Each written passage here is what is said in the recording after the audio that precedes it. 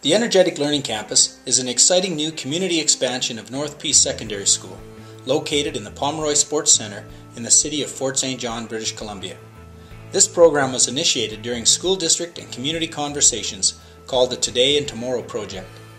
Over 400 staff, students, parents, and community members took part in a series of World Cafe meetings and an Appreciative Inquiry Summit in the spring of 2008.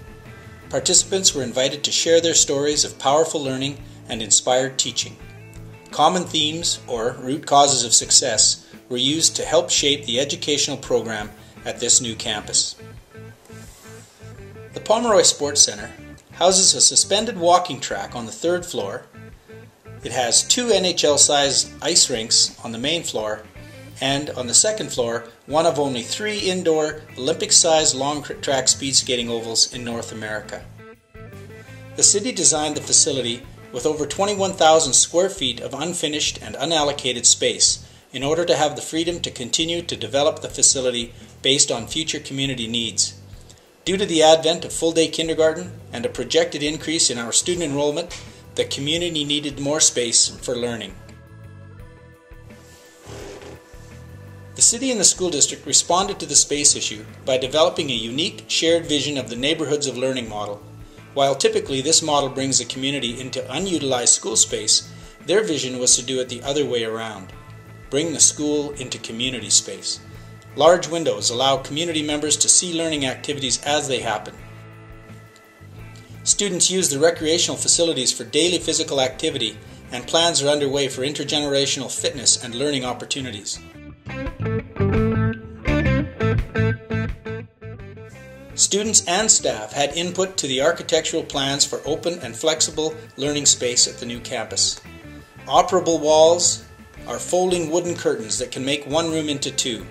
Modular walls are made up of 40-inch panels that can be moved without damage to the floor or ceiling. The use of modular and movable walls permits the size of the learning space to be adjusted to the size and purposes of those student working groups. There are smaller rooms for teacher and student planning and collaboration. Project-based learning is the key component at the ELC. Students have choice, hands-on, and collaborative experiences, and the opportunity to present their learning to others. Students learn the power of kind, helpful, and specific peer critique. It's a unique building. That's one thing that differs. Also, along with that becomes the integration of the students with public. Right, so that's a total different aspect to education, because for years, they've been locked away from 8 to 3 every day, away from the public, and no one saw them but educators. We get to use our brains and put forward what we would like, how we would like to learn, and they take information from each core subject and throw it all into this project. So you really got to sit down and pay attention, which is really different than usually. Like with the project-based learning and whatnot, it's definitely different, but it's just better because you can connect with everything, right? Which is great, and I actually wake up in the morning wanting to come to school. I like that. It was kind of, this needs to change, and here was an opportunity to make it change, I think. Some of it's just reframing. Like, you're not a little marks collector. We try to reframe it into you're a learner. To get away from that old way of thinking is a pleasure, and the kids have adapted to it very quickly. Like, we collaborate as much as we can, more than I've ever done in any kind of staff. And then Wednesday afternoons for 2 hours, all 6 of us have common prep time, which is very, very, very valuable. We were involved in the planning of the actual layout of the building. We were involved in the furniture that they brought in. We were involved, 100% involved with scheduling, with everything that basically has happened at the school so far. This gives him an opportunity to branch out, where the structure of, your typical school, it's almost too structured. Yeah, I mean, his grades are good and stuff, but he wants something more. And he said, "Mom, you have no idea, I'm so tired of looking at a square wall and sitting behind a square desk and looking at a square piece of paper. I'm just really ready for something different. And I know this is going to be great." And I've heard a lot of the students say their favorite part of the school is the teachers, that they feel that the teachers care about them.